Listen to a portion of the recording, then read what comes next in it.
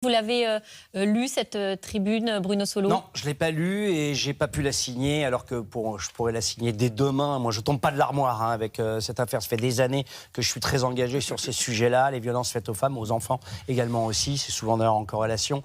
Et moi, ça fait des années que je sais qu'il y a un vrai problème dans ce pays de sexisme ordinaire, de phallocratie, de misogynie monstrueuse, même dans le quotidien, comme ça, une sorte de « oh, c'est pas si grave », etc. Moi, ça fait des années que ça me bouleverse, que je me bagarre là-dessus, que je parle à mes enfants sur ces sujets-là. Très tôt, j'ai parlé et de la pornographie, etc., auquel tous les enfants ont hélas accès tellement facilement et qu'on ne peut pas découvrir la sexualité au travers de la pornographie. Ça fait des années aussi que je parle de ces sujets sur le respect qu'on se doit d'avoir de l'autre partie de l'humanité que nous sommes. On est 50% d'hommes, 50% de femmes. C'est invraisemblable que ici, dans notre pays et dans tellement d'autres pays, que les femmes soient la catégorie humaine la plus martyrisée, la plus meurtrie, la plus bafouée, la plus humiliée, et ça ne cesse. Et ce procès, effectivement, j'espère qu'il va remuer les consciences. Mais moi, je me souviens du procès Dutroux il y a quelques années, qui était censé aussi faire bouger les choses. Et on avait beaucoup parlé des gens qui avaient été accusés à tort, c'est vrai.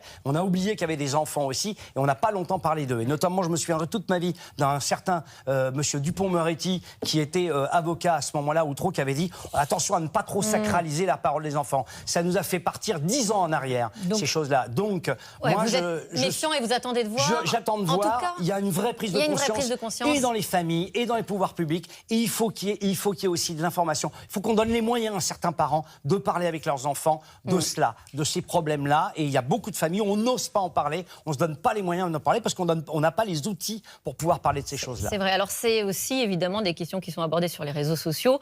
Alors, pas forcément. Je n'ai pas signé parce que je ne suis pas sur les réseaux sociaux, mais je me signerai évidemment. Oui, vous n'avez pas signé cette tribune, vous auriez aimé la signer. Je n'ai pas eu accès, je ne sais pas comment signer. Mais là, ça aurait été effectivement un usage positif des réseaux sociaux, parce que vous aurez eu effectivement l'information.